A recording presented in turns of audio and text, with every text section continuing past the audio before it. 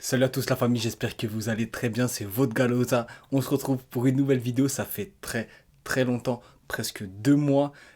Ça m'avait manqué honnêtement de faire une vidéo, j'avais pas trop de projets, j'avais plein de choses en tête, finalement ça s'est pas fait. Aujourd'hui je reviens pour une vidéo à chaud, comme vous avez pu le voir dans le titre, c'est une réaction par rapport au tirage de la Coupe du Monde qui vient d'avoir lieu. Je rentre du travail, je me suis dit bon, c'était pas forcément prévu, je me suis dit bon vas-y, mets ton maillot, grand maillot de la Serbie. XXL, mais voilà, au moins il est là. Les Albanais, vous inquiétez pas, j'ai un maillot d'Albanie aussi dans mon armoire, mais bon, voilà. Sur cette vidéo, je vais me consacrer principalement au groupe de la Suisse, mais je vais passer en revue tous les groupes rapidement. Je vais faire un format de vidéo, une petite série consacrée à chaque groupe de la Coupe du Monde, mais on se lance pour une revue à chaud de tous les groupes de la Coupe du Monde au Qatar 2022.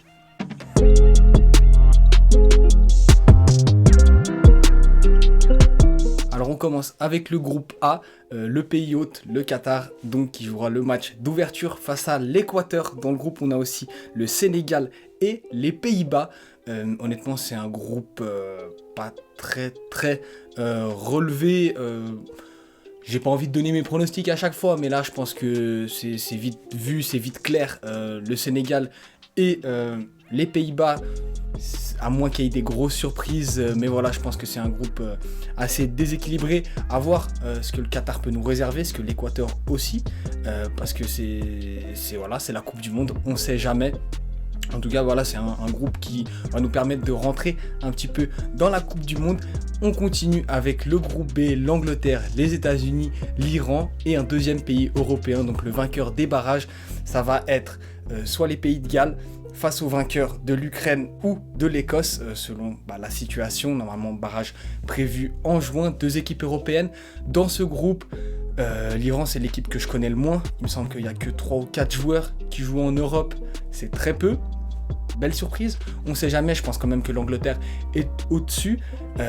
Attention quand même aux États-Unis avec une belle génération, c'est aussi le cas pour le Canada, on va revenir après. Mais s'il y a l'Écosse, il peut avoir, ou les Pays de Galles, il peut avoir une belle bataille, une très belle bataille avec les États-Unis. C'est un groupe assez moyen, bon, c'est la Coupe du Monde, voilà, on a un peu tout là, on a un mélange Amérique du Nord, Asie, je trouve c'est sympa, c'est ce qui manquait à la Suisse, c'est le cas pour ce groupe, on en reviendra après, mais en tout cas un groupe B très sympa. Un groupe C, là avec l'Argentine de Lionel Messi, le Mexique, la Pologne et l'Arabie Saoudite. Attention, une nouvelle fois, les gens aussi, là je parlais aussi avec des petits au boulot, ils me disaient ah mais le Mexique ils sont nuls, faut faire attention à ce genre d'équipe. Belle bataille aussi je pense entre le Mexique et la Pologne. L'Argentine on ne sait pas ce que ça peut nous réserver, à voir, ça peut être très intéressant. Voilà, ça c'est des groupes un peu neutres qu'on peut appeler.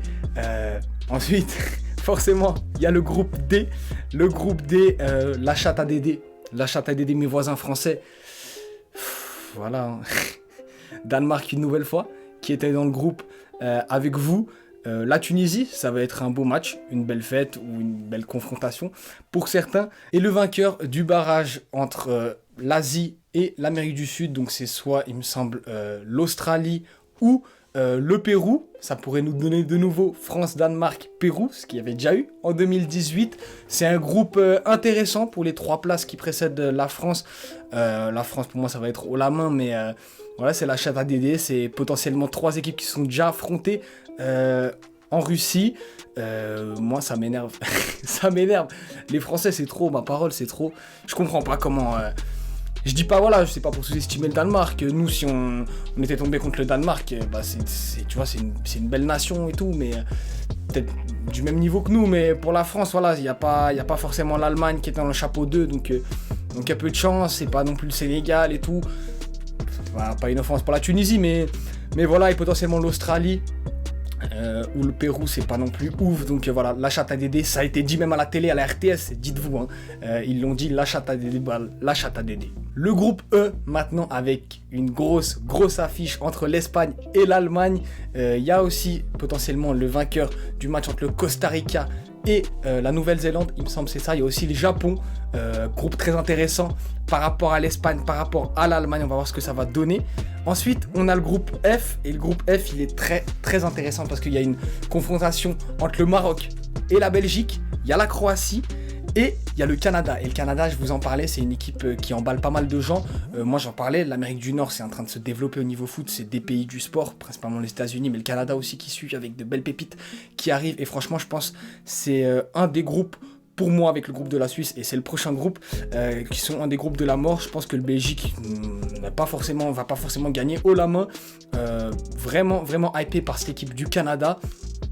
La Croatie aussi, hein, quand même, on n'oublie pas, finaliste de la dernière Coupe du Monde, le Maroc, ils ont écrasé le Congo, donc à voir ce que ça peut donner, un groupe très intéressant. Et là, on arrive au groupe G, Brésil, Suisse, Serbie et Cameroun.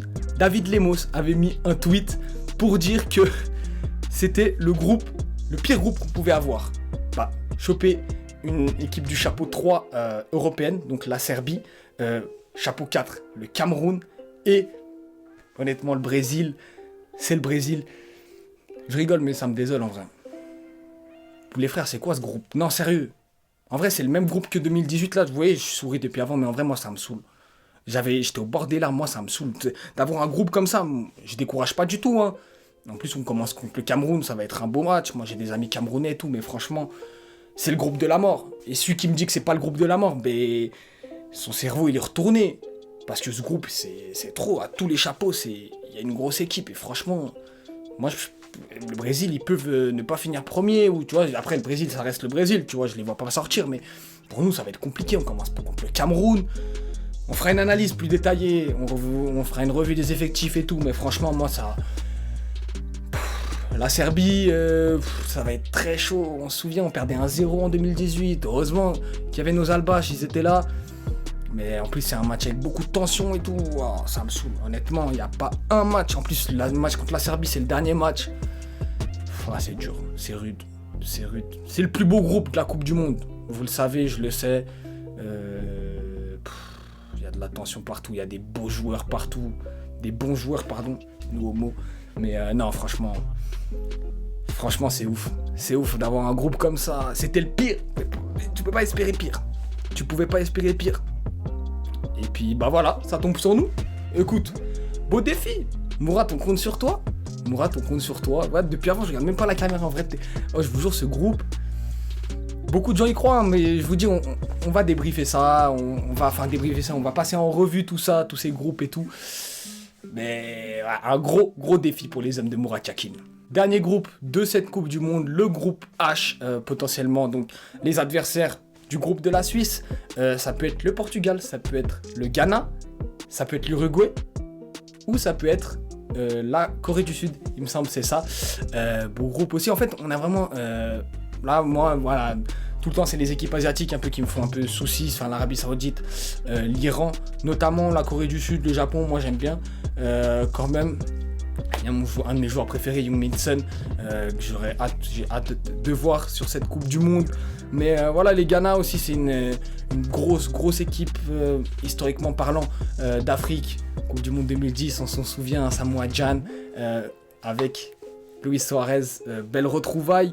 Il y aura une belle bataille. Je pense que ce groupe, il n'est pas joué du tout.